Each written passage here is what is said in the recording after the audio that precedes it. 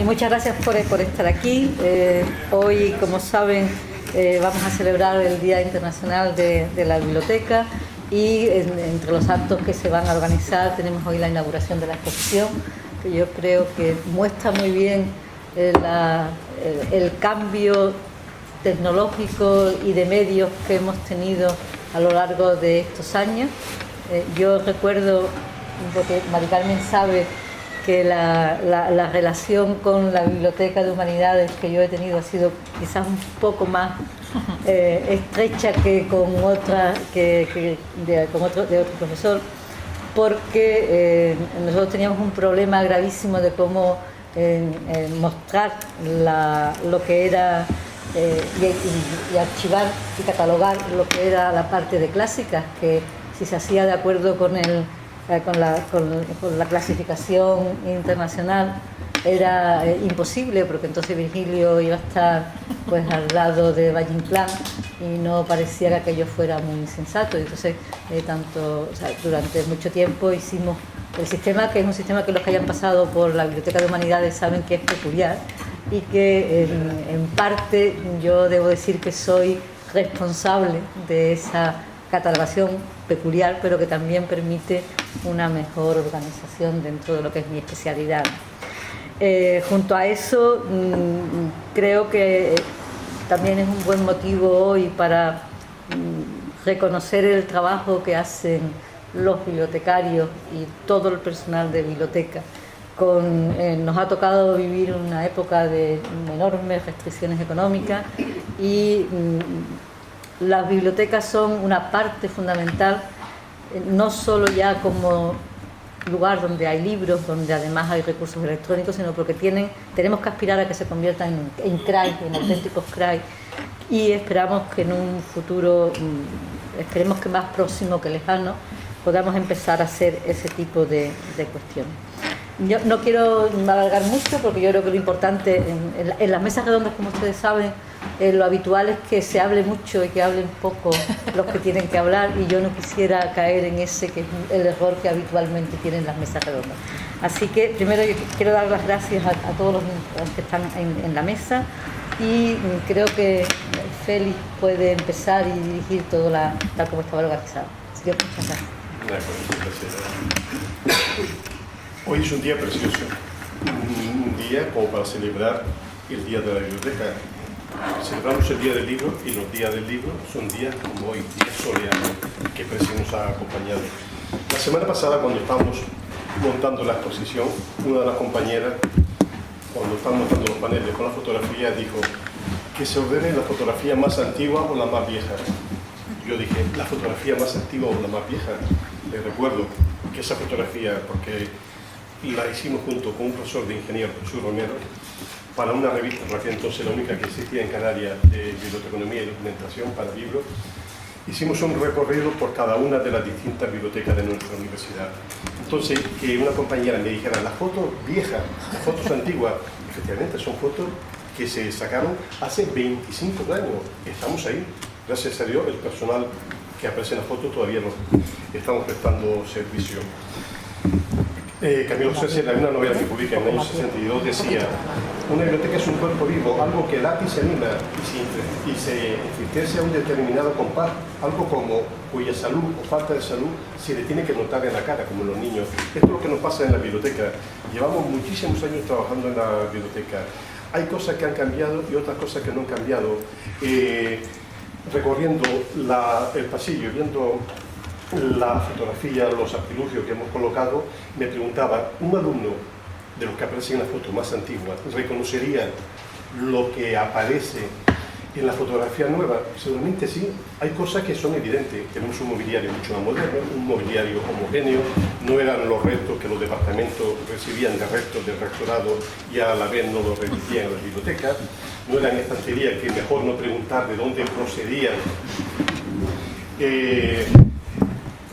Los libros que se conservaban en los departamentos, donde quería que suplicar el alumno a un departamento para que lo pudiesen consultar, las estanterías bajo llave, la ausencia casi total de préstamos, no teníamos nada que prestar. ¿Qué íbamos a prestar? Como decía Trini, a unos alumnos cuando no teníamos presupuesto, cuando los préstamos se limitaban única y exclusivamente a los fines de semana en el mayor de los casos. Esa ausencia de presupuesto me llevó, cuando yo me incorporé a la Politécnica, a que después de 2 años de haber ingresado tuviéramos el primer presupuesto, un presupuesto que era 300 euros de ahora, 50.000 pesetas de las antiguas pesetas. Con eso pudimos dotar de un fondo muy específico a la universidad, que eran unos libros de química, el morcillo, que todavía se sigue utilizando en la Escuela de Ingeniería en Ciencia Básica. ¿Por qué? Pues sencillamente porque el profesor, el director y el secretario eran químicos. Entonces hubo que ganarlo de esa manera. Los alumnos están demandando mucho los libros y el primer presupuesto que tuvimos nosotros en la antigua UP era precisamente ese dinero. El alumno era usuario de una sola biblioteca, no era usuario de la biblioteca universitaria, era alumno de la Escuela de Ingenieros, alumno del CULP, alumno de Magisterio y poco más. No podía hacer uso de la cantidad de recursos que ahora compartimos. Comentaba Manolo Ramírez en la entrada, sí, en el CULP. ¿Alguien de ustedes recordado, sobre todo la gente más joven, el CULP lúgubre, copiado de la Universidad de Uppsala, con pocas cosas, con poco material, donde el profesorado se iba a otra biblioteca mejor dotada para sacar libros tan necesarios para la docencia? Esos son los cambios visibles que puede apreciar quizá un usuario. Hay otras cosas que no ha variado, que a lo mejor el alumno que aparece en la primera fotografía no lo visualice, y es la parte que nos corresponde a nosotros, al personal de la biblioteca, la ilusión con nuestro trabajo y la vocación de servir. Eso no ha podido variar. ¿Qué relación? Yo quiero que en la mesa redonda no sea, eso estaba comentando antes a las 2 de las ponentes, que fuese un diálogo que cada uno de nosotros pudiéramos hablar de nuestra propia experiencia, que lo que hemos observado, los cambios que ustedes intervengan en esta conversación. Yo voy a dar unas pinceladas de presentar a los invitados. Uno de los epígrafes que yo había apuntado aquí es el bibliotecario entre el docente y el alumno. Durante mucho tiempo el bibliotecario era el objetivo a batir. ¿Por qué?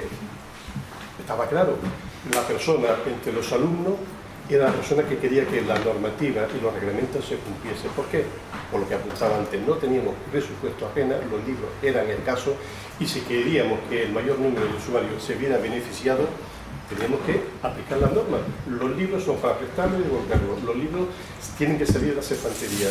Por eso muchas veces los alumnos era a ver cómo te intento engañar, porque eso no ha variado, lo seguimos intentando ahora, y esa es la función de un universitario, ser pícaro. Precisamente por eso era el objetivo, abatir por parte de los alumnos, pero también lo éramos por parte del profesorado, sobre todo un profesorado más antiguo. ¿Por qué? Porque dudaban, por un lado, de la capacidad que teníamos nosotros, los bibliotecarios, de seleccionar y adquirir obras necesarias para la docencia e investigación. Y por otro lado, cómo íbamos a poner a disposición de todo el mundo aquellos manuales de donde se sacaban los apuntes que se daban en clase. Con lo cual, de alguna manera, estábamos nosotros entre dos frentes, entre el alumnado y entre el profesorado. Pero también la biblioteca universitaria, sobre todo en ese caso, quizá a los años que me estoy refiriendo, no estaba hablando de biblioteca universitaria, sino sí biblioteca de centro, hicimos una labor primordial y ser el engranaje, la figura conciliadora entre profesorado y alumnado. Tenemos todavía reciente el caso de cuando la biblioteca de la Escuela Universitaria Politécnica y la Escuela de Ingenieros Superiores Industriales se trasladaron, uno de la capital y otro de la anterior ubicación en el seminario, al edificio nuevo. Basta recordar o hacer un recorrido por las noticias aparecidas en prensa, las manifestaciones, los encierros de los alumnos, para que mi biblioteca no se fuera a compartir espacio con otra biblioteca. Por eso decíamos antes, eran alumnos de una biblioteca, no se tenía el concepto de biblioteca universitaria comunidad. ¿Cómo fuimos abandonando y logrando que de alguna manera esta situación fuese cambiando? Pues, por un lado, los propios bibliotecarios abandonando el concepto patrimonial. Esto es mío, o cuando juntamos varias bibliotecas, como en su momento ingeniero, y dejamos de lo mío y lo nuestro con esto es de todos. Ese fue un primer paso que nosotros pudimos hacer. Colaborando entre bibliotecas, unificando catálogos, unificando fichas, compartiendo presupuestos. Los resultados son evidentes. En aquella época fue un proyecto piloto y en este caso, por lo último realizado, que es el caso de la Biblioteca de Enfermería en Lanzarote y la Biblioteca de Turismo en Lanzarote también, comparten espacio físico, comparten recursos, comparten medios y comparten muchísimas cosas. El agradecimiento de los usuarios. Durante mucho tiempo, una compañera aquí presente y yo estuvimos recopilando todas las noticias que aparecían en las tesis doctorales, en los proyectos finales de carrera, de todas aquellas personas que tenían un reconocimiento hacia la biblioteca. Con palabras cariñosas en muchos casos, se nos citan por nuestro nombre, por nuestros apodos o por nuestros nombres y apellidos. Son cosas bonitas que agradecemos como personas. Quisiera presentar a 4 personas que tienen una doble faceta. Están las 4 vinculadas profesionalmente a la universidad. Eso es importante, pero yo hago hincapié en la segunda, la vinculación sentimental que han tenido y tienen con la biblioteca. Y pienso que por ello están aquí. De otro modo, pienso que no hubiesen aceptado las invitaciones. Entonces es una cosa que quiero agradecer.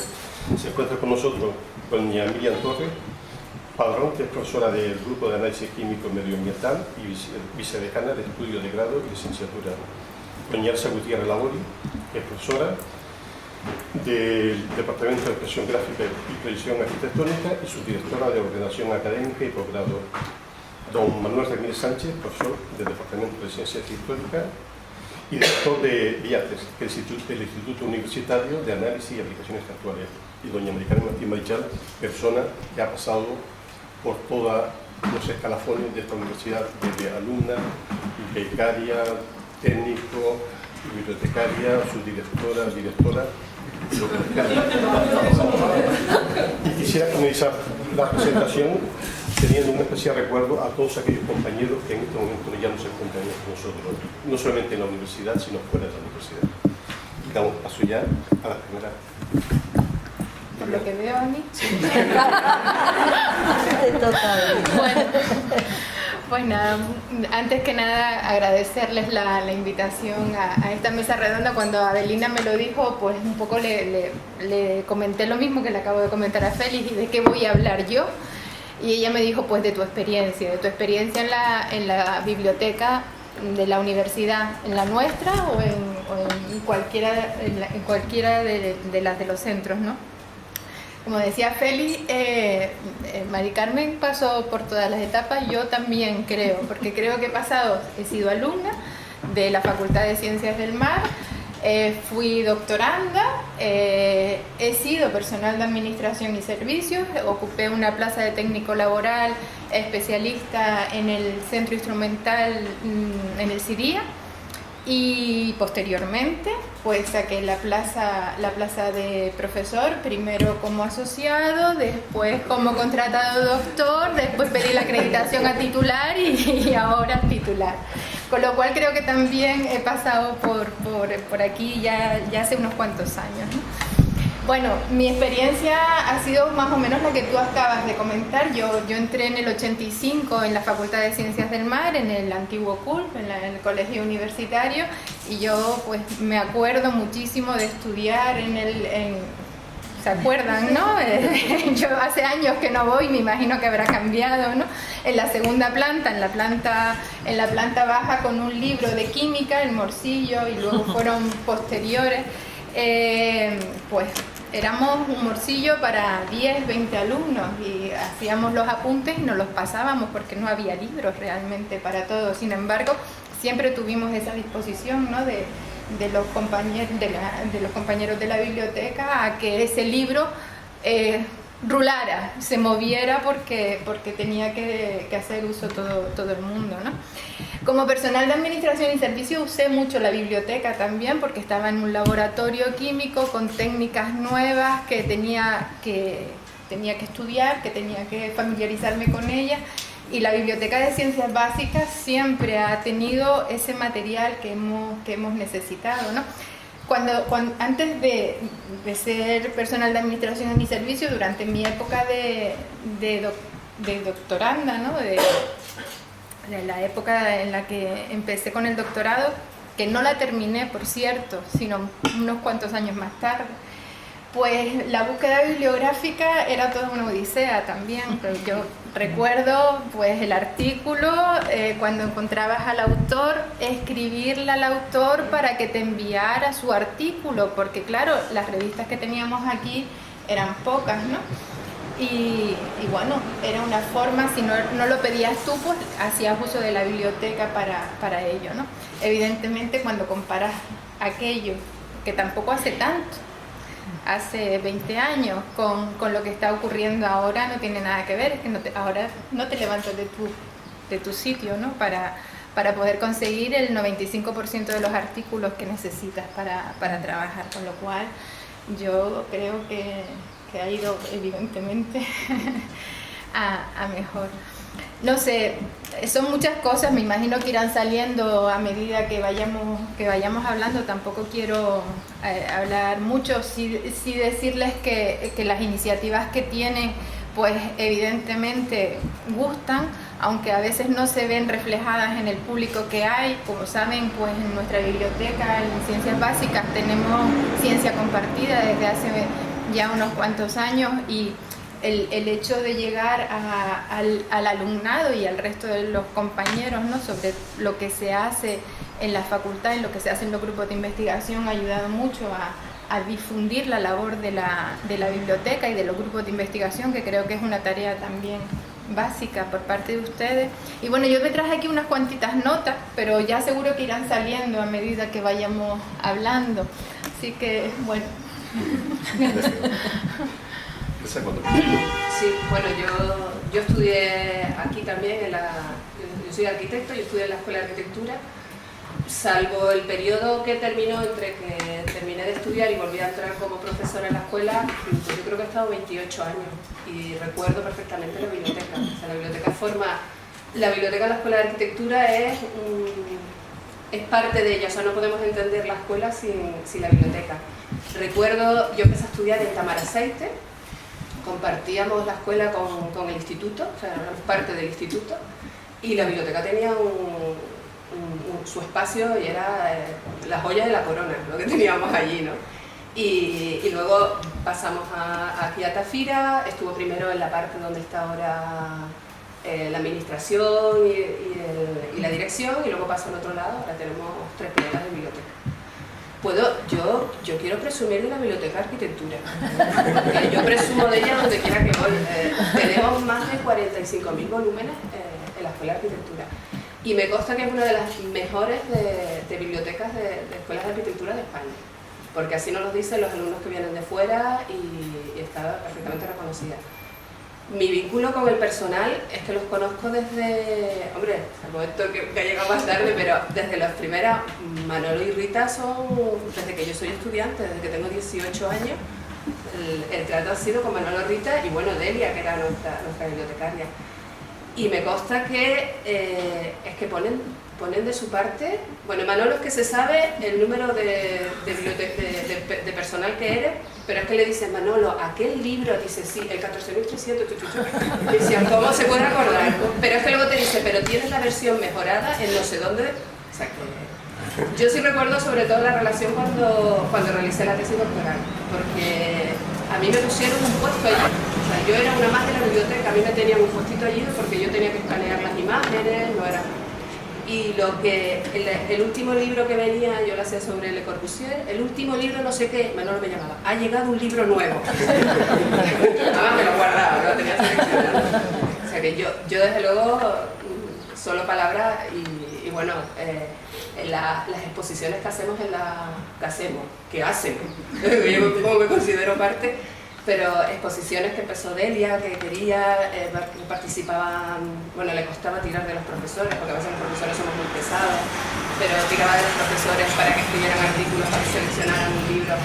Y Héctor ha seguido también, ¿no?, con el tema de las exposiciones, la última con el Congreso EGA, que reunió, bueno, había un montón de alumnos. La verdad que es una maravilla ver los libros expuestos, porque muchas veces son tantos los libros que tenemos, que algunas joyas se nos pierde por el camino, ¿no? Entonces, el tenerlos expuestos y la verdad que cualquier cosa que digamos de la biblioteca siempre están dispuestos a colaborar. Así que yo, la biblioteca mi segunda casa, y para los estudiantes de arquitectura, que sí es verdad que a lo mejor no usan como espacio físico, pero porque los alumnos de arquitectura trabajan en grupo, hablan mucho, son muy escandalosos, pero sí es verdad que el sacar el libro para trabajarlo, las referencias, todo el tema de imágenes, eso es muy importante. Entonces, yo no concibo la escuela sin la biblioteca. Y del personal solo tengo palabras fantásticas. A mi personal de arquitectura que no me lo toque. Eso lo tengo yo claro. Pues lo primero decir que estoy aquí muy a gusto y es un honor estar aquí. Cuando me invitaron, pensé que nos coincidía a Trini y a mí con un seminario que hemos organizado en Humanidades. Preferimos estar aquí que estar abajo oyendo una conferencia. La conferencia es apasionante, pero nos hemos salido a poco de comenzar para poder estar aquí. ¿Qué es la biblioteca para un historiador? Pues para alguien de letras, pues eso, como ha dicho Elsa, nuestra segunda casa, ¿no? De hecho, nos llevamos mejor a veces con los bibliotecarios que no con algunos colegas, porque el bibliotecario es nuestro mejor amigo, nuestra persona que nos ayuda, que nos conoce. Yo he hecho de todo en la biblioteca, he registrado hasta libros. Ahora le estaba comentando a Clara Montenegro, cuando estábamos en el CUL y conseguimos que el Corte Inglés nos diera 1 millón de pesetas, 6.000 euros en libros. Aquello era la gran noticia, pero no teníamos bibliografía, como acabas de decir. O sea, yo, que podía comprar libros, tenía más libros en casa de lo que a mí me interesaba que lo que había en la guardilla de la granja donde estaba Marinieves. Llegaron las famosas cajas, pero no había personal para... Y entonces nos movilizamos, ¿te acuerdas, Clara? Y seis alumnos nos pusimos allí, nos organizamos y nos pasamos todas las mañanas, porque teníamos las clases por la tarde, por las tardes, no me acuerdo. Cuando no teníamos clases, por la mañana dábamos clases por la tarde, y ahí estábamos y inventaríamos todas las cajas aquellas y las pudimos usar, porque es que las necesitábamos. Y luego Marinieves nos regaló un libro que todavía guardo, por el trabajo que nos tomamos. Ustedes además son un buen ejemplo de cómo renovarse antes que morir, porque a ustedes les han cambiado eso que dicen el modelo de negocio y ustedes se están poniendo al día y están siempre... Yo soy tan raro que leo revistas que leen ustedes o que escriben mucho revistas que ustedes conocen, porque para lo que yo hago ustedes son el referente, porque la gente de biblioteconomía y documentación y algunas áreas de ciencias sociales están marcando hacia dónde está el norte. Y yo, que lo percibo como docente, pues me formo leyendo las mismas revistas que leen ustedes. Y luego, bueno, mi experiencia con la gente de biblioteca, ahora ya en otra fase, ya no como alumno, pues colaboro, he dado clases con gente de ustedes que me han ayudado en asignaturas de alfabetización informacional que hemos montado en la tal, o sea que hemos hasta dado clases juntos y firmado artículos divulgando lo que hemos hecho por ahí con Nereida en Humanidades, y Julio y Paco, que estamos ahí metidos con la bibliometría, o sea que mi experiencia con ustedes, vamos, soy muy atípico, yo estoy, a lo mejor algún día dejo el aula y me meto en la biblioteca ya directamente y de ahí ya no me sacan. Y nada, y felicitarles en su día, que es el de todos, porque la biblioteca es de todos y nada, y eso. Bueno, pues me ha tocado. Yo, como Félix, dar las gracias a todos los componentes de la mesa, porque la verdad es que cada vez que solicitamos participación a los docentes para que nos acompañen en cualquier actividad, rara es la ocasión en la que no pueden, y si no pueden es porque hay alguna causa de peso que se los impida, ¿no? En este caso, pues automáticamente, según se les propuso, efectivamente dieron el sí, e incluso la vicerrectora, que siempre que puede y su apretada agenda se lo permite, pues nos acompaña, ¿no? Mi visión, como ya dijo Félix, pues a pesar de que hemos estado hablando aquí de cuando éramos alumnos, eso fue el otro día, porque todos somos jovencitos aún, o sea que nada. Yo también conocí la biblioteca como alumna. De hecho, me apasioné por la biblioteca gracias a una beca de colaboración que daba el Ministerio. Así entré en la biblioteca de la Escuela de Formación del Profesorado.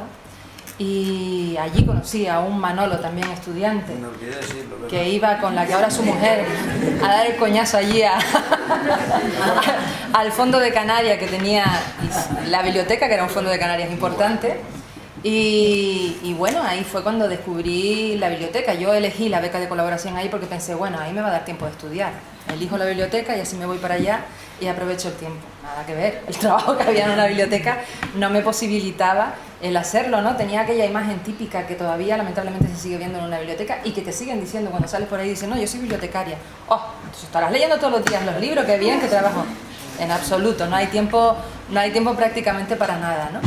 Ahí me apasionó por la biblioteca, que en aquel momento la dirigía un profesor de la escuela.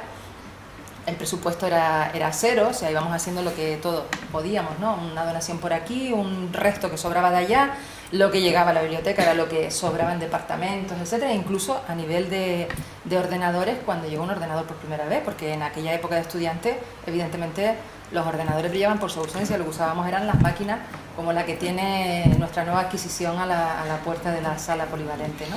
Allí funcionábamos, por no teníamos ni catálogo manual, funcionábamos de memoria.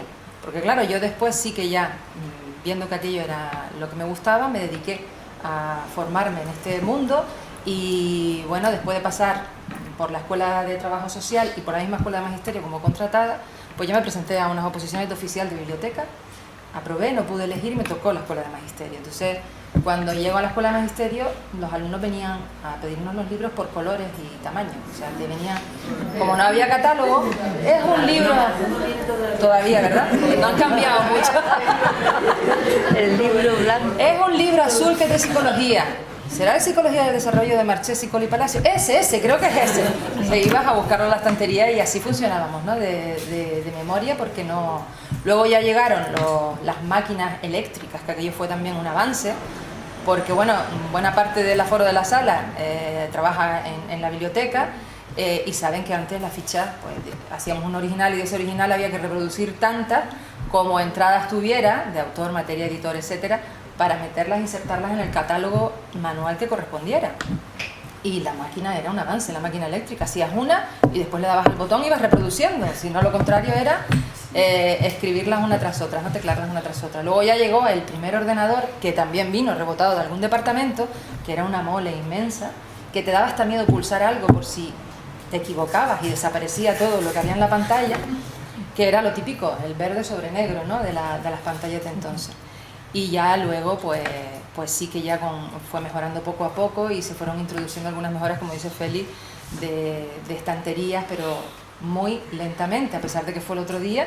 El cambio yo creo que ha sido significativo gracias a la participación de todos. Antes, también creo que lo han mencionado, en algún momento los bibliotecarios hemos sentido como, en algún caso se nos tenía como enemigos porque les estábamos dando el coñazo para que los libros volvieran a la biblioteca, para que pudieran acceder todos al uso. Pero si uno mira hacia atrás y ve esos despachos con libros, en la biblioteca casi ninguno, las bibliotecas llenas de retales de muebles, etcétera, y mira ahora y ves que a lo mejor dentro de la biblioteca, como bien decía Elsa, no hay tantos alumnos, porque es verdad que los medios lo que favorecen es que desde tu casa, desde cualquier sitio, accedas a la información sin necesidad de tener que desplazarte. Y todos esos servicios que ofrecemos, siendo los mismos, porque recuerdo que la plantilla de la biblioteca no crece desde hace muchísimos años y tal cual va la cosa, me da a mí que en otros tantos no va a crecer, pues la implicación del personal de la biblioteca es tal que nos permite, sin ir más lejos, hoy estar aquí y tener muchísimas herramientas que sin esa implicación, sin ese amor a la profesión y demás sería imposible, ¿no?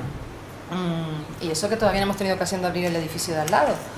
Hay una ampliación que se ha hecho recientemente a este edificio, que desde que tengamos ocasión amoblaremos y pondremos a disposición de los usuarios, que yo bromeo con el personal de la biblioteca, les digo que les voy a comprar unos patines como las chicas de Carrefour para que puedan estar moviéndose de un lado a otro, ya que no va a ser de momento posible incrementar la plantilla, ¿no? Pero sí hemos mejorado no solo por eso, por la implicación del personal, sino por la colaboración de los docentes, que son muchísimos los que tienen implicación directa con la biblioteca y nos ayudan a mejorar, y con los estudiantes también. Yo no quiero aburrirles con mi trayectoria a lo largo de la biblioteca, así que si van surgiendo algunas cosas, a medida que les vayan poniendo sobre la mesa, pues comentaré mi experiencia de entonces. Manolo apuntaba antes que se sentía muy cómodo en la biblioteca y pasaba muchas veces horas y horas y horas dentro de la biblioteca, llevándose en ocasiones mejor con el personal que con los propios compañeros. Yo siempre pongo un símil: una biblioteca es como una botica o una barbería. lo que se habla dentro de los despachos, el lugar donde recogimiento, donde la gente se viene a confesar, sobre todo los que llevamos más años en la biblioteca, los despachos nuestros se han convertido en muchas ocasiones el lugar donde vienen a confesarse, no solamente a preguntar dónde están los libros, que eso se lo pueden consultar, sino a nivel sentimental, a nivel de todo tipo, y hemos sido consejeros. Eso sigue actualmente, lo que pasa es que el tiempo que nos dedica es menor porque estamos más atareados. Prestamos muchos servicios que son exactamente iguales que lo que prestamos hace años. Lo que pasa es que cambian la denominación, cambia la modalidad de prestarlo. Eso es lo que estamos observando. También las bibliotecas quizás no estén tan llenas como estaban antiguamente, porque antiguamente si yo me levantaba, de los 20 sitios que había de puesto de lectura, si me levantaba ya lo perdía. Hoy por hoy es necesario, aunque no sea un puesto, un número bastante elevado, tenemos bastante alternativas para hacerlo. Entonces, vemos que esos cambios se van produciendo. Decía María Carmen Manolo también lo de los libros de colores. Contaba María Regulo, en su momento yo la conocía desde hace muchísimos años, y me decía: Félix, ¿tú te crees que los alumnos vienen el Machuca Verde? Machuca era un autor de los temas de económica, y el color, y yo, que sabía perfectamente dónde estaba, le decía: mira, el fichero de colores todavía no lo estamos en ello. Entonces, claro, sabíamos de alguna manera. ¿Por qué le decíamos eso? Para que ellos de alguna manera se preocuparan en saber manejar un catálogo, en saber localizar esas cosas tan raras que ponían en la ficha, en explicarle a un profesor, por aquel entonces no habituado porque no tenía necesidad, que ya que los libros lo tenían en el despacho, que qué significaba eso de tejuelo, que para qué servía eso que se llamaba ISBN, 2 puntos, coma.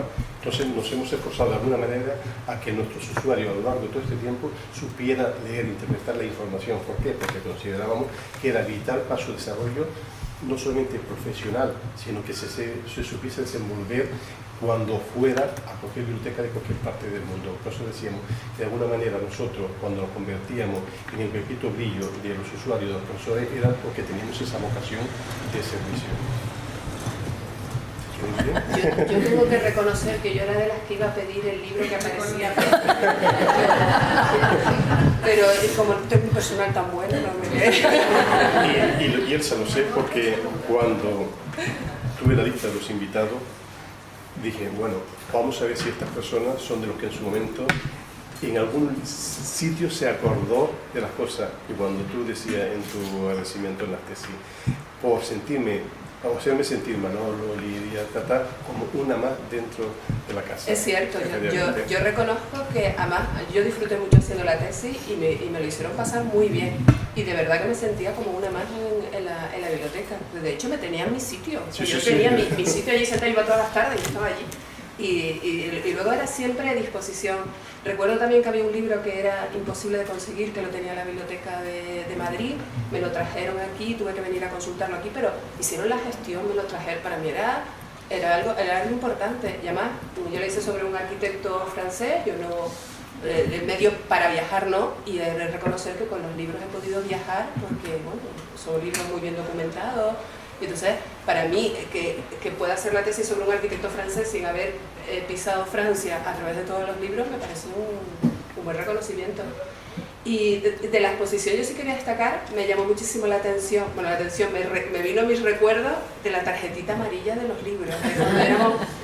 No me acordaba de eso, pero al verlo dije, ay, es verdad, aquella tarjetita que luego te ponía la fecha, que no sé qué. Y ahora es todo internet, que es fantástico. El otro día me escribía, era un ingeniero de Costa Rica, que había leído un artículo mío, que donde podía localizar los artículos. Y yo pensé, digo, ay, ahora mandarle todas las reseñas, no sé qué.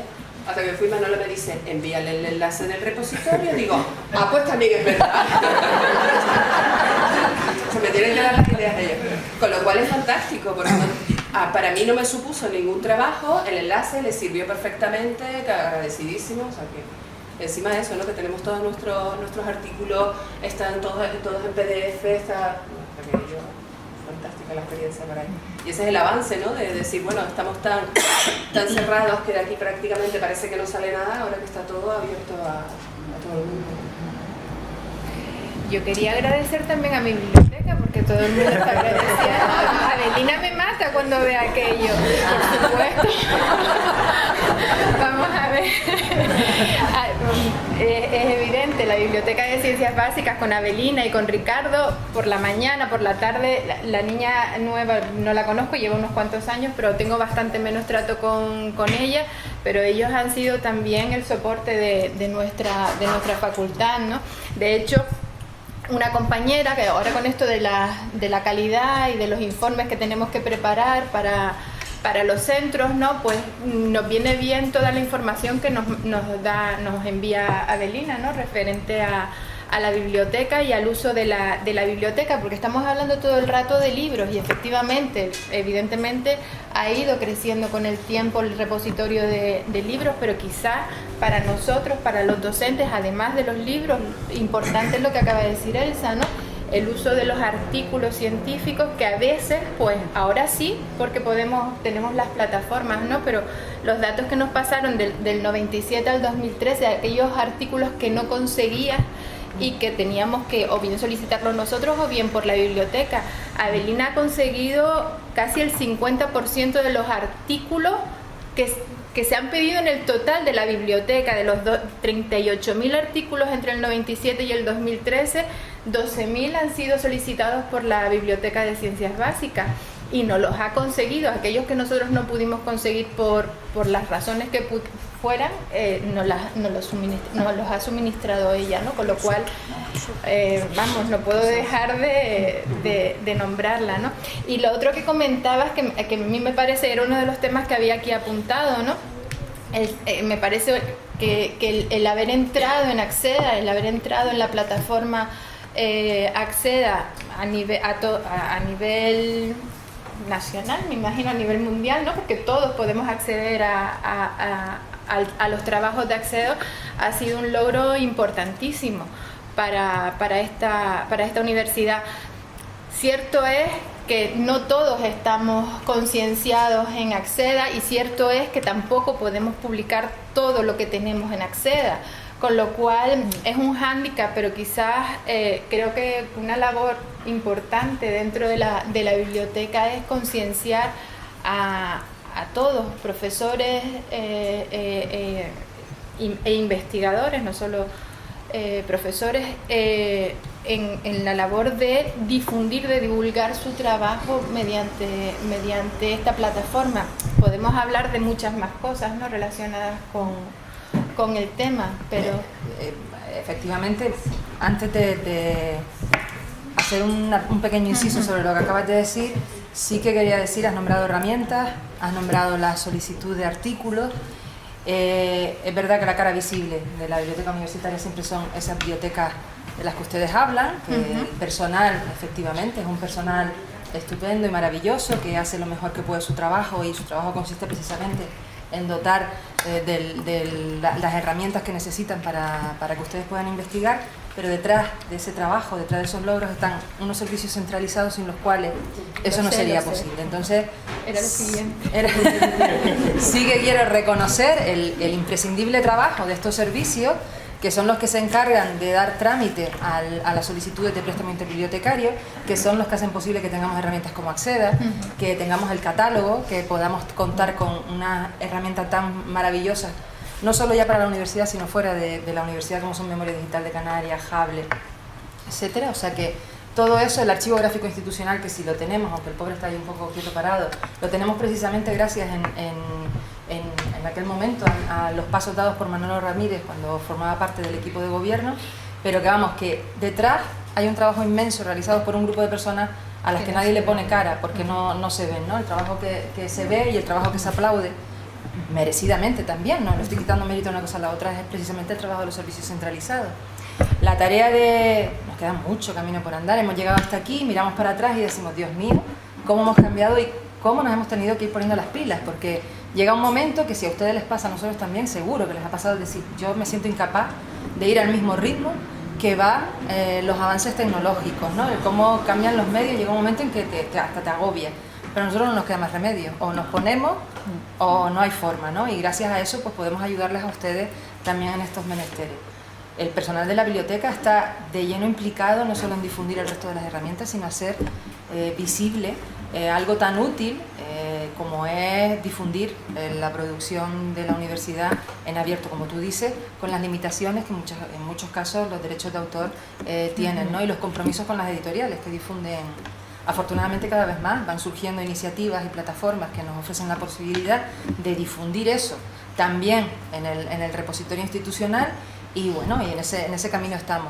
Hay áreas más sensibles a esta cuestión que otras, y bueno, y me consta que la universidad también está dando pasos para que de una forma u otra la misma tenga claro el camino hacia donde debemos seguir. Yo creo que lo tenemos claro todo. Lo que pasa es que hay que ir teniendo la cintura necesaria para ir sorteando las dificultades que nos vamos encontrando en el camino. Y aquí tengo a Trini, que seguro que sabe de lo que estoy hablando, ¿no? Entonces son muchas cuestiones en las que estamos todos, en las que seguiremos estando y en las que seguiremos trabajando con muchas ganas para intentar eso, que desde fuera se vea el valioso y numeroso trabajo que nuestros investigadores hacen, ¿no? Y que esos rankings, sobre los que todos tenemos mucho que decir, porque bueno, cada uno es de su padre y de su madre y busca destacar lo que en esos rankings ocupemos el lugar que merecidamente nos corresponde, ¿no? Yo quería, ya no estaba invitada a la mesa, pero ya que estoy aquí,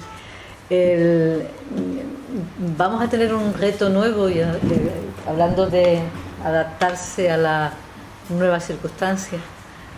No sé si al final el borrador que nos pasaron del decreto de centros y de universidades va a seguir en los mismos términos o no. Ya saben que del borrador inicial a lo que después aparece en el boletín hay una diferencia, pero en ese borrador de decreto de centro hay un criterio ya puesto para creación de universidades, y probablemente se convierta en un criterio de mantenimiento en el futuro. No puede ser ahora, pero sí será de mantenimiento en el futuro, y es el número de CRAIs que tiene la universidad, el centro que se crea. Es decir, no se va a poder crear ningún centro nuevo universitario si no tiene previamente establecido en la Constitución cuántos CRAIs va a tener y cuántos puestos y medios ofrece a los alumnos, a los estudiantes por título o por centro. Es decir, por lo tanto, tendremos un nuevo reto que tendremos que afrontar juntos cuando ese decreto aparezca, sobre todo porque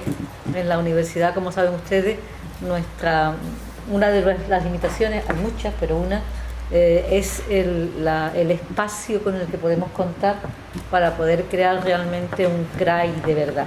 Es decir, que nosotros tenemos que buscar soluciones, porque si al final acaba apareciendo en el decreto como como un elemento primero de creación y después de mantenimiento de centros, pues tendremos que plantearnos a ver cómo solucionamos todos esos problemas.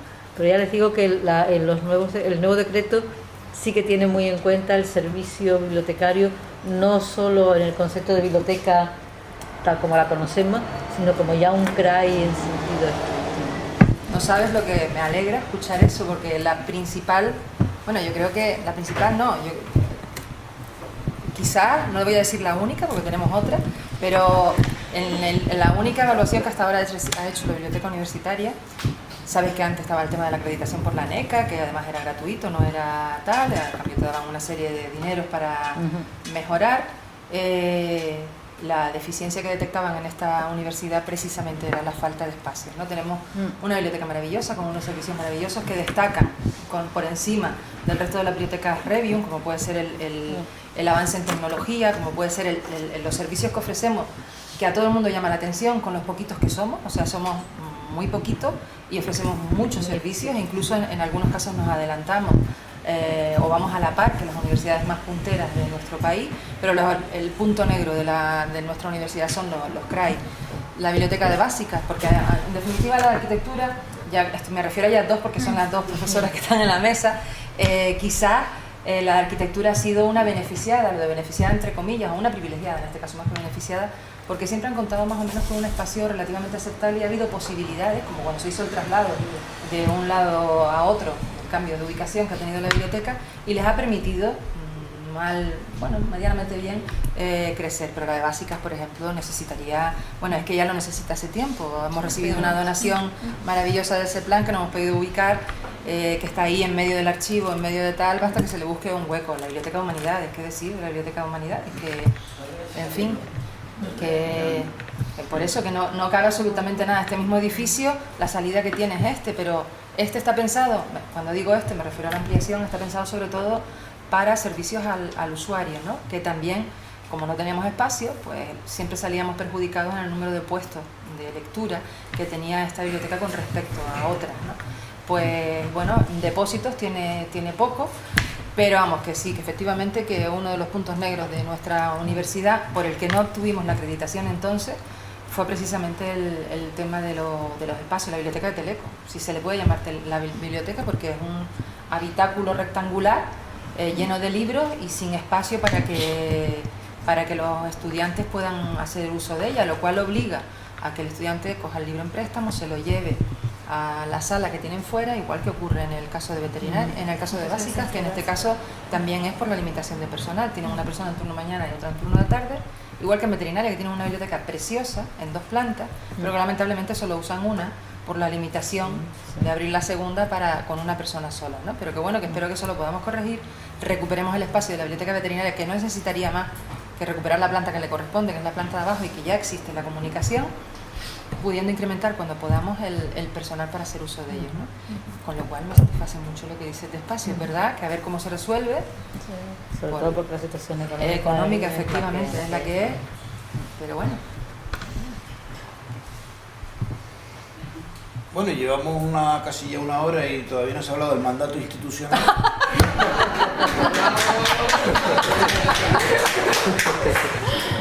¿Y lo has dicho tú, no Julio? Y en deferencia a Julio, pues lo digo, ¿no? Porque no sé, como vivimos en un Estado de Derecho y a mí me gusta cumplir las leyes, hacerlas cumplir, ¿no? Porque no es mi función. Pues a ver si algún día podemos cumplir la ley de la ciencia, que ahí la tenemos, ¿no? Como la Constitución, que tampoco la cumplimos, porque ni tenemos derecho a una vivienda digna, ni a un trabajo digno, ni a tantas cosas dignas. Pero a mí un tema que yo creo que tenemos que involucrarnos todos es el hacer ver que la institución es nuestra institución. O sea, somos funcionarios, trabajamos en una universidad pública, y yo cada vez que entro en ResearchGate o en academia.edu y veo la cantidad de papers que hay ahí colgados de profesores que luego me toman la molestia en ir a Accede y no los veo allí, me doy cuenta de que como institución tenemos que responder a la sociedad, porque si estamos financiando con fondos públicos, donde tiene que estar esas producciones en el Accede, ¿no? Y bueno, vamos a ver si poco a poco vamos mejorando, ¿no? Y además es bueno para la institución porque así Isidro Aguillo, cuando saque el Google Metrics y diga el ranking de repositorios, pues estamos donde yo creo que debemos estar, porque esta universidad genera mucha investigación buena y ustedes han hecho un repositorio que cumple todos los estándares con el DSP, que tienen los mejores repositorios españoles, y si no estamos donde deberíamos estar es porque nosotros, que tenemos que generar el contenido, no lo metemos, porque el valor del repositorio es la información que está dentro de ello, no el continente. Y bueno, y vamos a ver si... También es verdad, y ahora ya para ponerme en plan negativo, pero aprovechando para decir que sé que se va a arreglar el tema de los accesos, ¿no? que a veces uno le echa para detrás, pero eso es un tema de proxy y de problemas de informática que hace que uno no pueda subir el paper, a veces hasta desde su propio despacho, porque no sé qué le pasa al bucle que se queda aquí dando vueltas. Y sé que es un problema informático, ¿no? Como su día el del acceso al catálogo, que hubo una época también crítica hace unos años, y luego se solucionó porque era un tema de servidores, ¿no?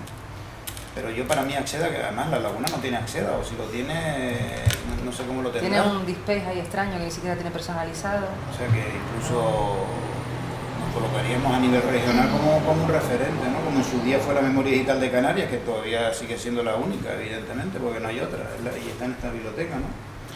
Pero yo antes lo hablaba con mi amiga Pepa también, que es un tema de concienciación por parte de nosotros, los usuarios, ¿no? Y también de concienciación y de seriedad, también eso lo incluyo yo de mi cosecha, y porque muchas veces nosotros este año hemos tenido un problema en Acceda, en la facultad, por plagio, ¿vale? Por las razones que fueran, se colgó un documento en Acceda y ha sido denunciado. Entonces, es un problema de concienciación en tanto en cuanto tú como autor o como responsable de ese trabajo lo has colgado, ¿vale? También, como decía Mari Carmen antes, muchas veces quieres colgar y no puedes, no te has quedado con los proofs que puedes colgar de ese trabajo que ya una vez publicado en la revista correspondiente no puede entrar en Acceda y has borrado los proofs y ya no los tiene, o por miles de cosas. Pero una vez has generado esa información, has decidido colgar el trabajo en Acceda, tienes que ser responsable de ese contenido, y yo creo que se trata también eso. Yo creo que la concienciación por parte del autor, no estoy hablando de que todos plagiemos, evidentemente no se trata de eso, pero sí es cierto que ahora tenemos muchísimas más herramientas que antes, ¿no? Antes, pues, para escribir tu trabajo, pues tenías una serie de documentos pues limitados, ahora tienes mucho. Pero el que plagió, ¿quién fue? ¿El que subió el PDF o el que Te cuento, que al subirlo se lo copiaron? Es un caso particular,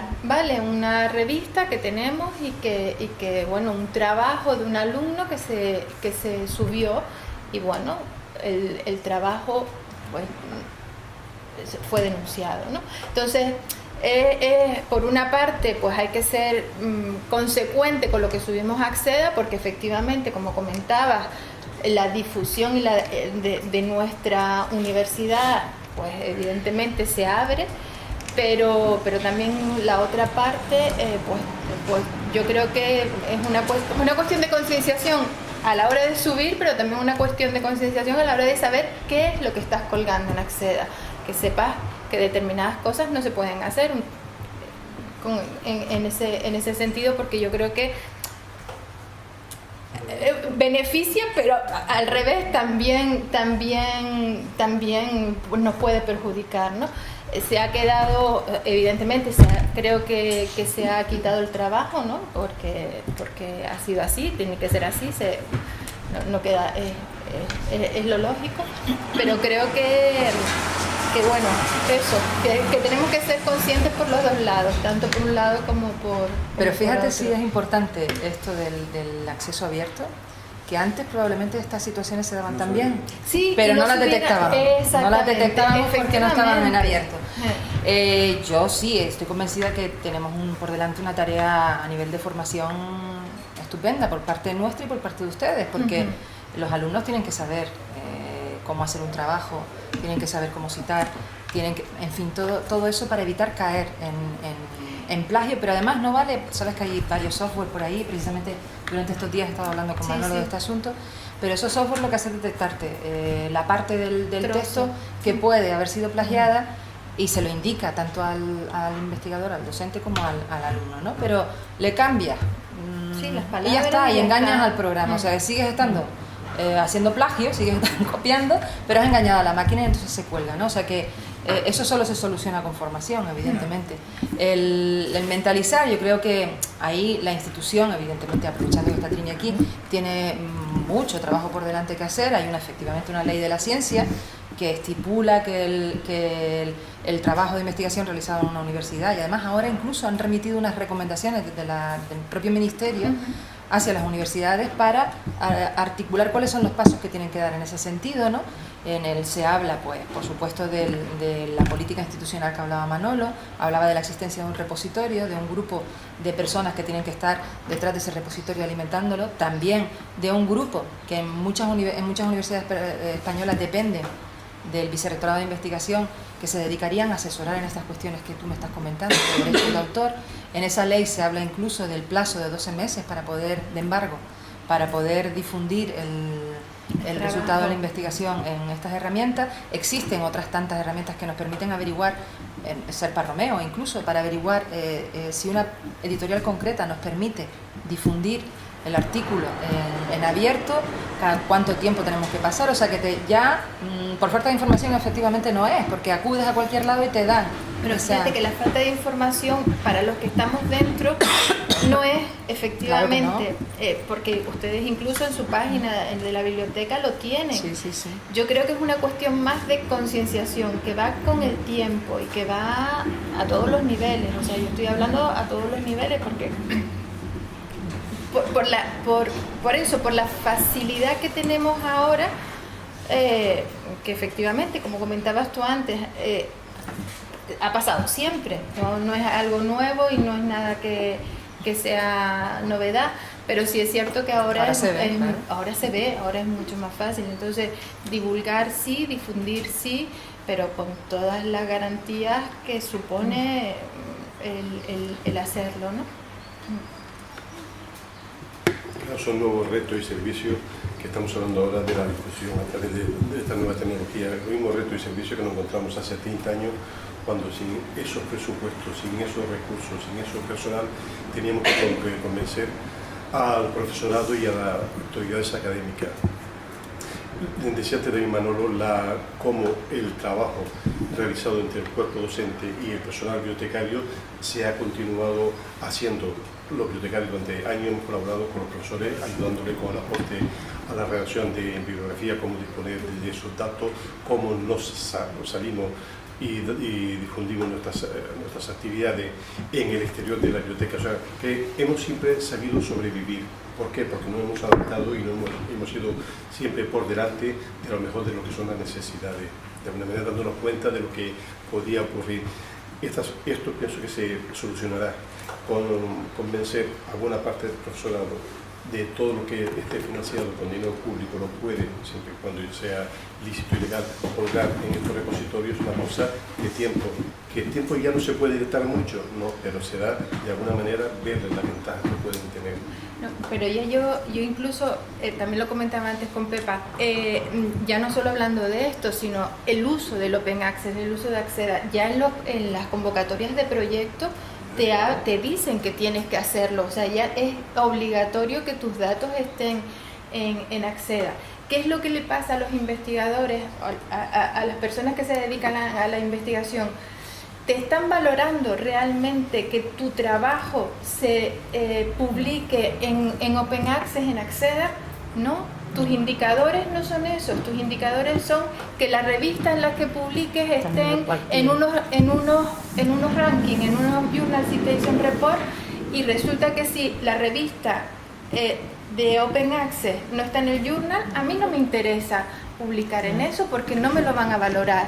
Entonces, es una labor de concienciación, lo introduje por esto, pero incluso vamos más allá, es una labor de concienciación de que nosotros mismos, los investigadores, empecemos a utilizar esas plataformas para difundir nuestro trabajo, para que esas revistas en acceso abierto empiecen a formar parte de los indicadores de esos rankings, ¿no?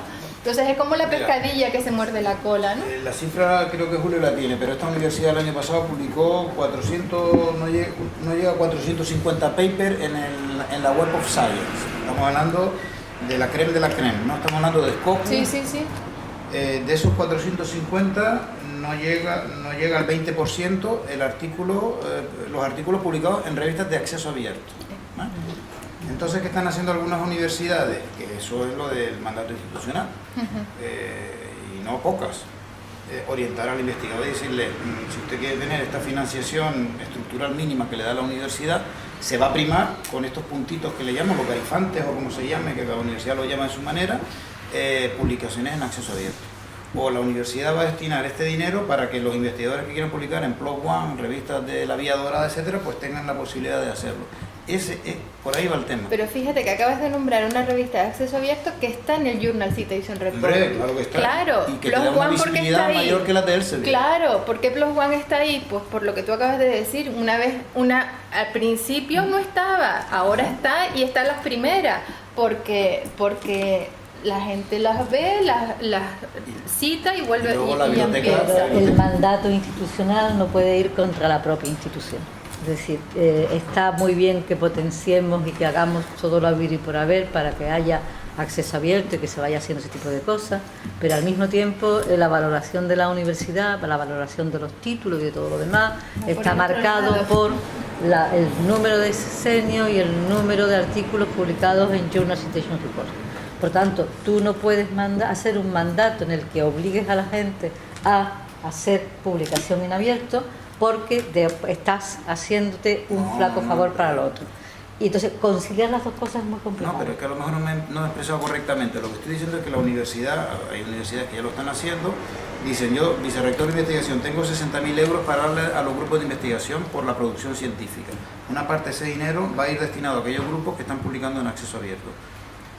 Pero ojo, revistas en acceso abierto en el Journal Citation Report, evidentemente no en la hoja parroquial, porque la guía histórico-cultural de Telde, si me la ponen en acceso abierto, no lo considero una revista científica. Estamos hablando de publicaciones científicas de acceso abierto, que a verlas haylas. Lo que pasa es que yo, por ejemplo, en humanidades lo tengo claro, el acceso abierto en humanidades está clarísimo, y hay ya artículos que lo dicen, que la ventana de citación se abre mucho antes, porque es que estamos ahí, estamos en la red, es que hacemos publicación de ámbito local y regional, y si estamos en acceso abierto somos más visibles, eso es evidente. Entonces, ¿qué pasa? Que de alguna manera nos tenemos que implicar los propios investigadores, evidentemente, pero también las instituciones, porque de la otra manera lo fácil es mandar el artículo a Elsevier, que tiene un factor de impacto más alto, y a mí que yo siempre pongo este ejemplo. Participé en un proyecto de investigación financiado con fondos públicos. Organizamos un seminario donde invitamos a autoridades, cogimos ese libro y dijimos: bueno, ¿dónde es el sitio donde nos va a ir mejor para nuestro currículum? Y lo publicamos en Lerma di Bresneider, en Roma. El libro vale 250 euros. Y si un alumno mío quiere saber lo que yo digo en ese libro, que lo digo porque gracias a un proyecto público lo pude decir, tiene que pagar 250 euros para leerlo. Eso, a mí como investigador, me parece que es poco ético. Pero claro, apelar a la ética en este mundo en el que estamos viviendo, a lo mejor, pero es así, es poco ético, porque si a mí no me llegan a dar ese dinero, es que la edición no la pagó Lerma de Bresneider. Lerma ha puesto el sello y ha cobrado una pasta por tener ese sello en un libro que está pagado con fondos públicos del Estado español. Es que además lo dice. ¿Qué hice yo? Lo puse, por supuesto, en ResearchGate y en Acceda. Y si Lerma me dice que lo quite, yo lo quito. Pero mientras tanto, mi alumno no se tiene que gastar los 250 euros para leerlo, y ahí está. Esta es una discusión muy larga y que yo no quiero tampoco monopolizar. Pero yo doy mi opinión, la de Manolo Ramírez. Solo te digo cuáles son los criterios de concesión de sexenio del año pasado en el área nuestra. No, si lo conozco. Entonces, o tienes dos artículos en revistas internacionales de tal calibre, o no tienes artículo, o no tienes sexenio. Y el ASOCOS tiene que estar además en determinado cuartil. Es decir, es un camino largo. No, pero además el propio ministerio se contradice, porque en las solicitudes de proyectos dice: usted publica en Open Access, ¿vale? Y luego lo que te evalúa es el número de sexenios que tú presentas. Claro, aquí hay algo que no está funcionando. Es decir, las universidades tienen que hacer, pero también desde arriba tienen que cambiar un poco la mentalidad, y la mentalidad... El mandato institucional. Exactamente. La mentalidad no va a cambiar hasta que no cambie la generación. Además, mira, te voy a... el pasado martes se presentó en esta misma sala un póster que recoge los datos de la publicación en las plataformas que en este momento hay en acceso abierto, que son, aparte de PLOS ONE, pues también está una a la que nos hemos asociado hace un par de meses, que es el MDPI, y luego está también el Springer Open, el Biomed Central, que tiene Springer Open, semestral, en fin, todo. Desde el año 2004 hasta lo que llevamos de 2014, estoy hablando de memoria, pero se han publicado 107 artículos en esa revista. Precisamente, ¿quiénes han publicado ahí? Estoy hablando de revistas que son vía dorada, o sea que los autores pagan por publicar. Normalmente quienes están detrás son los grupos de investigación, que son los que abonan esas cantidades. Son revistas en el 90% de los casos que están en el cuartil 1, con lo cual cubres la demanda del ministerio, y por otro lado estás publicando en abierto, y además son revistas y son plataformas que te permiten compartir en el repositorio institucional. Tal es así que Biomed Central tiene una plataforma, una pasarela que traslada los artículos que se publican ahí a Acceda. O sea, cada vez van surgiendo más iniciativas de este tipo. Hay instituciones, el CSIC o alguna, como ha dicho Manolo, muchas, a lo mejor universidades españolas, que dejan un fondo para precisamente ayudar a los investigadores a publicar. Cumplen con los dos lados y además incrementan inmensamente la difusión. Pero yo creo que eso lo está haciendo esta universidad.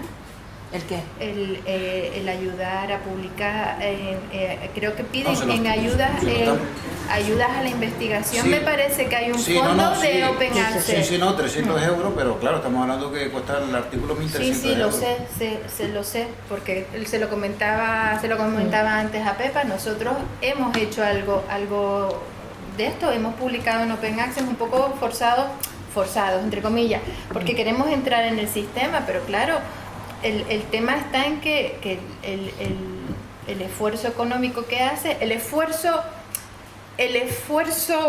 real, el físico, es el mismo que para una revista que está en el Journal Citation Report. El esfuerzo económico es mayor, es grande, pero no te ves recompensado como en el otro lado. Es verdad que en el otro lado, una vez publicas, eso no es tuyo, eso es de la revista, ¿no? Cuando publicas en la revista el Journal Citation Report, esa es del Sevier, como comentabas tú antes, o de las grandes editoriales, una vez has publicado, ¿no? Pero la recompensa es que está en tu ranking y que cuando te vayan a evaluar, te van a evaluar por aquella. En el otro caso, has hecho el mismo esfuerzo físico, has pagado, y si la revista, porque son revistas nuevas, el movimiento es de hace relativamente poco, ¿no? Entonces, pues a no ser que sea una plus one, pues...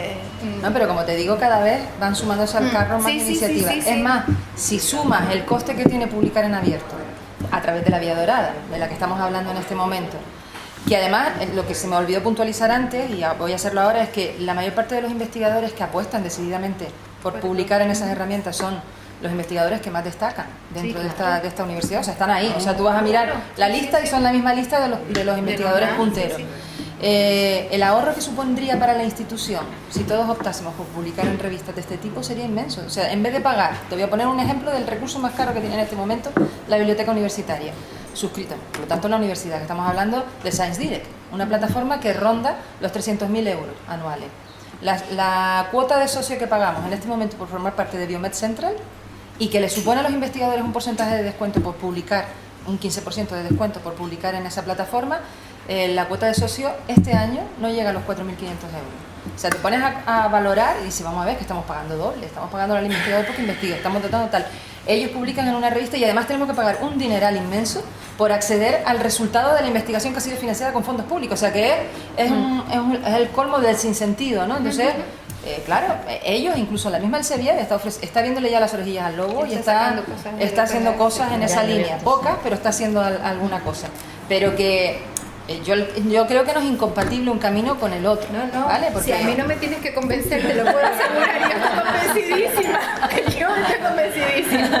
A quien hay que convencer es a los gallifantes, a los que han puesto las reglas para que esto esté funcionando como está funcionando y no esté funcionando como el sentido común te dice que tiene que funcionar. Sí, estoy totalmente de acuerdo, que yo ahí ya... Yo animo también al público presente que si que quiere hacer una venga. intervención, aprovechando que tenemos a los invitados.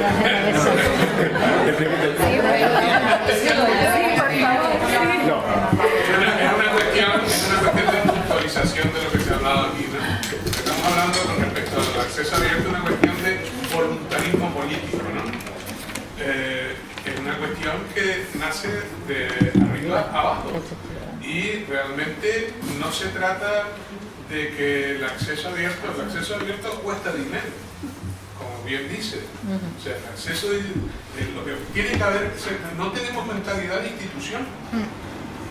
Entonces, realmente tenemos que hacer un trapase del dinero que nos estamos gastando en lo que son los recursos licenciados tradicionales.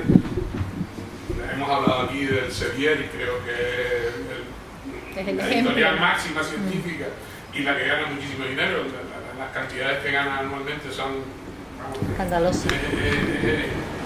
Las cantidades astronómicas, ¿no? Entonces, el tema es una cuestión de que sí cuesta dinero, que debe haber un voluntarismo político, que ya existe el voluntarismo político porque hay una ley de la ciencia. Y en la ley de la ciencia implica de que lo que pasa es que en España se ha optado por la vía verde, ¿no? Deja en manos del investigador el que se cuelgue el artículo al cabo de los 12 meses, sin pensar además el que ha legislado que al cabo de los 12 meses hay revistas que no permiten colgar esos artículos, ¿no? La inmensa mayoría lo hace, pero hay unas que no permiten que ese artículo esté colgado a través de, o sea, al final de esos 12 meses. Pero ese voluntarismo político, por ejemplo, en Gran Bretaña, lo hizo el gobierno y dijo que toda la investigación producida con dinero público, toda iba a través de la vía dorada. O sea, estamos hablando que va de arriba a abajo y de que hay no un mandato institucional en una universidad concreta, ¿no? Estamos hablando de un mandato institucional a nivel de país, ¿eh? Entonces, claro, tenemos que tener claro de que en ese carro está la Comisión Europea, está el mundo que está en primera línea de la investigación, y lo que hay que promover, se dice así, promover, es el acceso abierto. Cuando a un investigador se le promociona su investigación en acceso abierto, que previamente, si está por ejemplo en un proyecto de investigación, se le obliga, por ejemplo los proyectos europeos, la mayor parte de ellos obligan a que eso tiene que estar en acceso abierto. Otra cosa es que después en España eso no se cumpla, ¿no? Que lo hagan de aquella manera, etc. La ley está ahí para cumplirla y hay que ir hacia eso. Nosotros en nuestra universidad estamos por abajo en este tema, ¿no? Estamos empezando, tenemos un repositorio institucional fantástico creado por la biblioteca universitaria, alimentado por nuestro PDI, que cada vez tendrá que ir a más. Pero claro, para alimentarlo, ¿cómo le damos nosotros ese marchamo de aceleración, ¿no? Premiando a aquellos investigadores que publiquen en acceso abierto y facilitándoles el dinero para que publiquen en acceso abierto y haciendo la mentalidad de institución transferencias de dinero de un lado al otro. No se trata de que vayamos a conseguir más dinero, es que va a haber una transferencia de dinero interna dentro de la universidad para el pago de la vía dorada. No, es que tenemos que ir por ahí, no hay otra fórmula, ¿no? No sé, vamos, yo creo que ese es el camino, no es que lo diga yo, no es una cuestión de que yo sea Dalí del acceso abierto, sino que estoy viendo de que son todas las universidades del primer mundo, las universidades europeas, las universidades anglosajonas del Reino Unido y de Estados Unidos, las que van por ahí. Y el efecto que eso tiene en la investigación, o sea, en quien recibe esa difusión del conocimiento, somos todos. Y lo que está claro es que un investigador que publica en acceso abierto tiene muchísima más visibilidad que uno que publica con el método tradicional. Y de hecho, me remito al póster que presentamos el martes pasado con los investigadores de nuestra universidad, con las revistas donde están publicando, son todas revistas del cuartil 1. O sea, no se trata de que si están en acceso abierto o no están en acceso abierto, es que están en acceso abierto y son del cuartil 1. O sea, le van a valorar lo mismo en los sexenios, sea el apartado que sea, el apartado 7 de Ciencias Sociales y Humanidades, sea el apartado 4, el 3, el 2, da exactamente para cualquier investigador, están en el top de esas revistas JCR, ¿no? Que probablemente nuestros políticos que están evaluando los sexenios o las acreditaciones de la ANECA van a cambiar, porque si ustedes saben, cuando han visto, por ejemplo, el primer paso, cuando yo vi la primera publicación en el BOE del primer sexenio, me acuerdo, eso no tiene nada que ver con los sexenios que se van a publicar ahora en el 2013. Y dice que van a cambiar ahora, exacto. Claro, ¿por qué? Porque se han visto en una avalancha que han ido por detrás ellos de la legislación, y realmente eso es lo que tenemos. Nuestros legisladores van por detrás del conocimiento, de la difusión del conocimiento científico. Eso es un hecho, ¿no? Pero eso no quiere decir que el voluntarismo político de nuestras autoridades, sean académicas o sean a nivel de gobierno, apuesten por lo que es la difusión del conocimiento en acceso abierto. Creo que ha quedado ya bastante claro este tema Totalmente que de estuvimos acuerdo. hablando la semana pasada, y creo que estos debates hace 20 años hubiese sido impensable. Ahora estamos viendo la vinculación que tenemos en el colectivo de personas de biblioteca con el colectivo de docentes, defendiendo unos intereses comunes. Hace 20 años ni siquiera se nos hubiese podido pasar en la cabeza esto, y gracias a Dios hoy sí que lo podemos hacer. Tenemos unos interlocutores que muchas veces nos cuesta tocar en la puerta 20 veces, pero siempre tenemos la fuerza para tocar una 21. Que nos hagan caso, no nos hagan caso es otra cosa, pero nunca vamos a cejar en el empeño. ¿Quieren realizar otro tipo de pregunta? O aportar su experiencia como bibliotecario, bibliotecaria o usuario, usuaria de la biblioteca. Hombre, hace 20 años feliz no hubiésemos discutido sobre acceso abierto, sino devuélveme el libro para ponerlo en acceso abierto. Que al final hubiese sido igual, o sea que todo el mundo, como decía en la introducción, cuando éramos el enemigo a batir, ya tiempo lejano, por parte del profesorado era ¿cómo le vas a comprar esos libros donde yo he sacado precisamente las cosas que los chicos están estudiando? Van a saber, eso me dijeron a mí, lo mismo que yo sé. Muchas veces era De eso se trata que uno. De eso se trata. Que De eso se trata, ¿no? efectivamente. ¿A dónde vamos a llegar? Yo les voy a aportar una experiencia que es la mía, ¿no? De cómo llegué yo a esta universidad, ¿no? O sea, yo tengo la suerte de que con la primera biblioteca universitaria que tropecé fue con la de Sevilla. Y era una biblioteca de verdad. Era una biblioteca que era un monstruo para mí, ¿eh? Era un monstruo.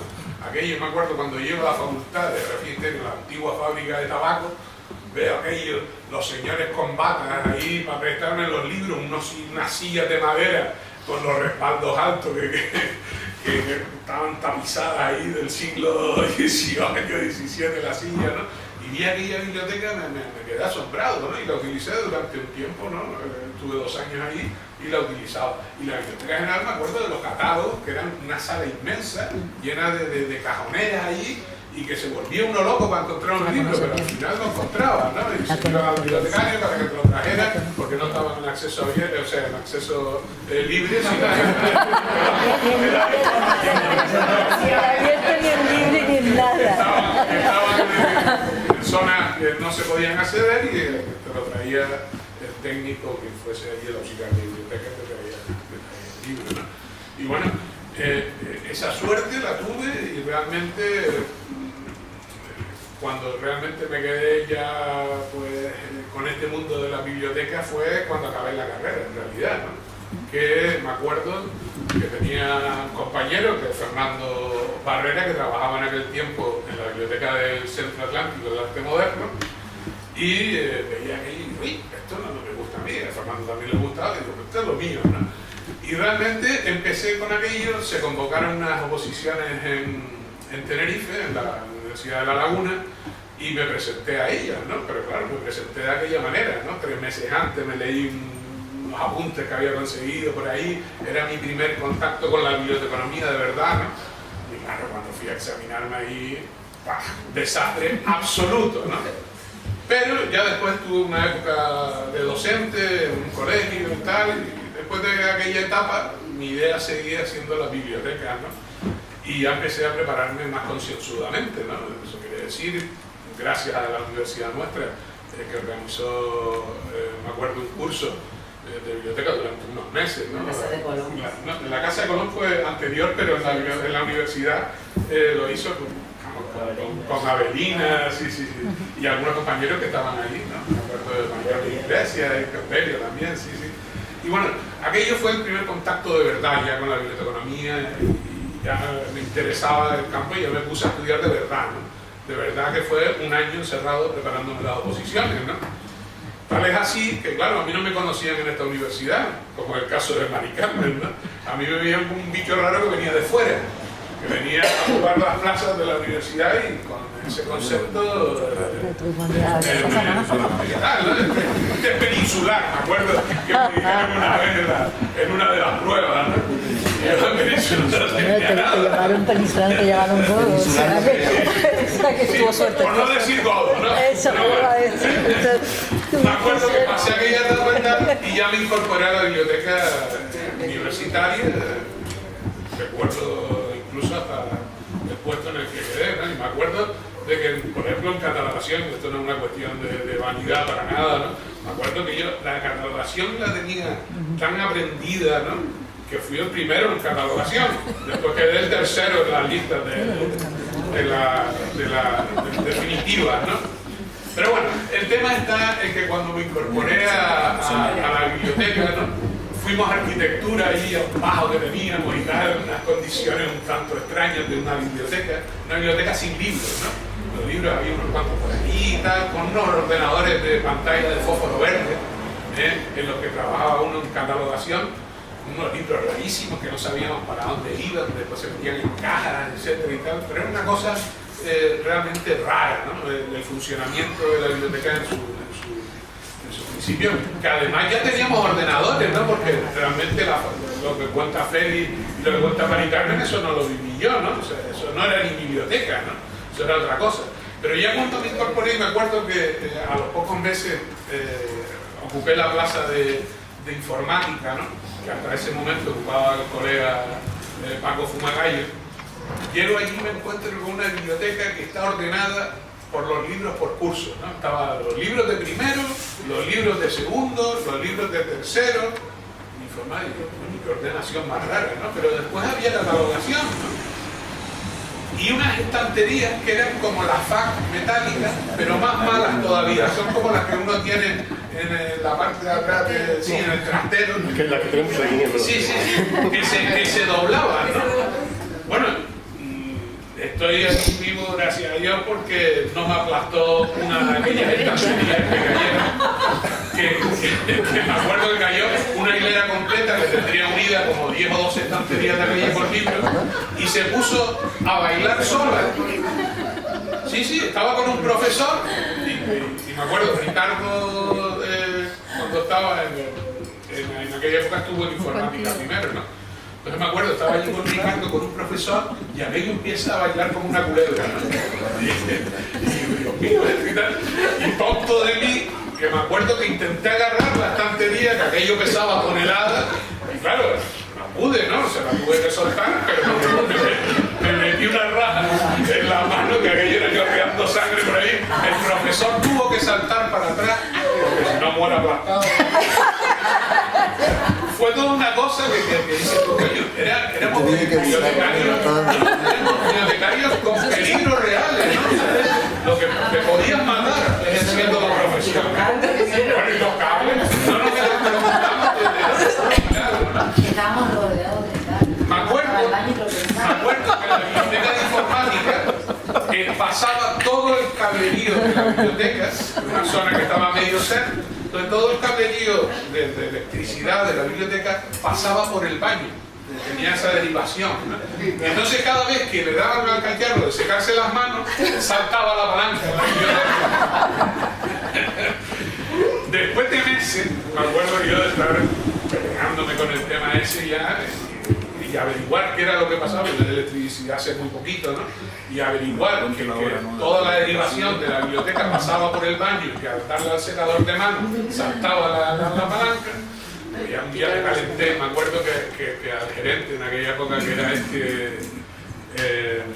Miguel Suárez de Tangil, llamo y me sale la secretaria, que ya, la auxiliar del ministerio, que ya no está con nosotros, con Elena, una chica estupenda. Y me acuerdo que le digo a Elena, mira Elena, yo cierro la biblioteca y a mí me da exactamente igual lo que pase, porque esto no puede ser dándole aquí al secador de mano. El secador de mano saltaba todo. Y nada, me acuerdo que a los 10 minutos me llama Elena y dice el gerente que como cierre la biblioteca te expediente. Sobre la marcha. Sobre la marcha. Si no me arregla esto, que venga él aquí que me lo diga en la cara. Pues al día siguiente se fue a la biblioteca, ¿no? Por supuesto, no dejaría que yo estaba, porque saltaba constantemente, cada media hora, ¡pam! Y me acuerdo que al día siguiente mandaron a los electricistas, ¿no? Vieron exactamente que aquello era como yo decía, que cada vez que pasaba por el secador de mano saltaba aquello, y hicieron una obra para un cuadro nuevo de electricidad para dentro de la biblioteca, ¿no? Esas son las cosas, ¿no? Que de aquella época que son curiosas, ¿no? Las canterías, el luchar contra los profesores.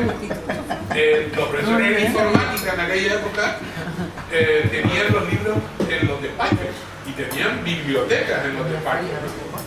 Pues me acuerdo que, cuando ya vino Alicia Girón y tal, pues puede ser. Ponte firme tú ahí. Y yo me acuerdo de ir a los despachos de hablar con los guitas, oye, me tienes que devolver esto, por la buena siempre, ¿no? Mira, por favor, traernos los libros, ¿no? 300 libros ahí en el despacho, por favor. Si no me importa, los que no use, me los vas trayendo y tal, no en puto caso. Yo lo puse no caso ninguno, ¿no? Hasta que ya empecé a no tramitarles lo que me pedían. Porque era costumbre, por ejemplo, desde que ellos iban por Canaima, compraban 10 libros y me traían la factura arriba, ¿no? Para que yo se las pagase y yo no veía ni los libros nunca, ¿no? O sea, se quedaban los libros no se sabe dónde, ¿no? Ya con me acuerdo que con el tema ese lo erradiqué y ya no se pudo hacer, ¿no? Pero con los libros de los despachos, algunos me empezaron a venir, las comisiones de la biblioteca y tal, y me acuerdo de los enfrentamientos con profesores, con nombre y apellido, que no lo voy a decir aquí, porque seguramente todavía no me saludan, ¿no? Y me acuerdo de esa tensión, ¿no? Que era una tensión que pasaba uno por ahí un cuchillo y se cortaba, ¿no? Perfectamente, ¿no? Y fueron muy poquitos, la verdad, ¿no? Tenían 3 o 4 en los que realmente no cumplieron con aquello, pero me acuerdo de eso. De pedirle los libros a Francisco Rubio Royo, que era el rector, ¿no? O sea, un bibliotecario pidiéndole libros que me devolvieran los libros, ¿no? Y me lo devolvió en una caja, ¿no? Me devolvió unos que eran de la biblioteca y otros que no se sabía de dónde eran. Hay una caja de libros. Y me acuerdo que había algunos que eran de la biblioteca y otros que debe ser que los tenía ahí en la casa, que no los utilizaba y no los veía los sábados. Pero la verdad que esa época fue bonita, ¿no? Porque era ilusionante, era muchísimo más joven, ¿no? Ya tiene uno otra edad y se toman las cosas de otra forma. En aquella época era una época muy ilusionante. Vamos teniendo los propios recuerdos de la época, en este caso los docentes que fueron en su momento alumnos de esta universidad, la picardía, de decir cómo nos vamos a engañar, y luego cuando se convierte en docente, gracias a Dios, son contados los casos de decir, pues mira, yo no quiero que los alumnos pasen lo mismo que yo pasé. Voy a intentar difundir, porque si se pierde un libro lo vamos a comprar, si un libro lo tenemos lo vamos a pedir. O sea, eso de cerrar bajo llave, que nosotros nos remontamos años atrás, quizás mejor ya no tanto, lo hemos vivido, de los libros bajo llave, pedirlo, ese libro lo estoy usando yo a la vez como 360, no, lo estoy usando a la vez los 300 y necesario, las cosas han cambiado muchísimo. Tú contabas antes cuando te preparaba las oposiciones en Maricarmen, en un momento cuando se permitía todavía fumar en biblioteca, un día fui a consultar o a preguntar si esta persona información para prepararse un tema y se lo encuentra fumando en pipa. La imagen que se llevó todavía me lo sigue recordando todavía. Yo, vamos a ver. ¿Fumas en pipa? ¿Yo? No, no lo entendí bien. no, vamos a ver. Yo ya dije antes que entré en la biblioteca como oficial de biblioteca. Luego de ahí, pues ya oposité y pasé a técnico especialista de biblioteca, y luego ya, pues el salto había que darlo a la parte funcionaria y había que ir por la calle, ¿no? Me tuve que preparar a oposiciones de bibliotecaria. Y bueno, yo estaba en la escuela de magisterio y Magüeña, que entonces era una compañera, ahora está en la biblioteca de informática, entonces era la responsable de la biblioteca de formación del profesorado, o de educación general básica, como se llamaba antes, me dijo, mira, para ponerte al tanto de la historia de esta universidad y de la biblioteca, porque había un tema dedicado a eso, vete a hablar con el responsable de la biblioteca de ingeniería que estaba ahí al lado. El responsable de la biblioteca de ingeniería en aquel momento tenía el pelo negro, tenía barba y se llama Félix Pintado. Entonces llegué allí y era un despacho, un cuchitril, allí con su máquina, su pipa, su gafa y con, desde luego, poca predisposición. ¿Quién nos iba a decir después que íbamos a ser compañeros y a trabajar así? Te las han cobrado, ¿no? Eso no sé qué lo demás. Si después de eso yo he cambiado el mandato abierto, el mandato institucional está caído. Hombre, yo a Trini la conocí en la UNED, me daba clase de latín allí en la UNED mientras yo hacía historia. Y mira tú, la vida es así, te lleva por unos caminos que desconoces, ¿no? Afortunadamente. Bueno, con respecto al tema de que no habíamos tenido siempre el profesorado y demás, ahora estuvimos hablando de ello antes de entrar.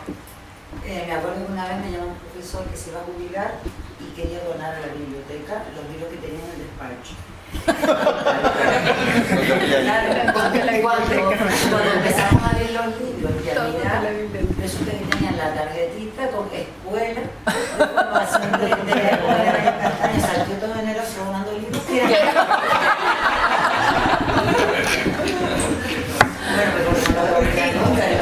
Es que seguramente ustedes ni los tenían ya recogidos porque los daban por perdidos, ¿no? Los daban por perdidos totalmente. Pues agradecemos la presencia de la vicerrectora, María, Elsa, Manolo y de Mari Carmen. Muchas gracias. Y esperemos volverlos a ver en otra ocasión. Con lo que me he reído, seguro.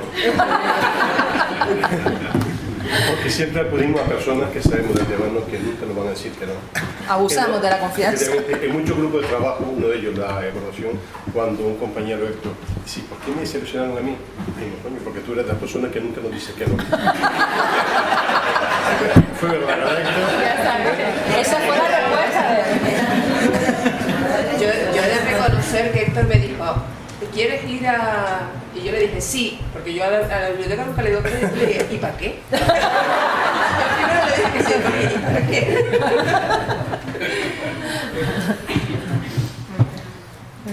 Pues le agradecemos de nuevo la presencia.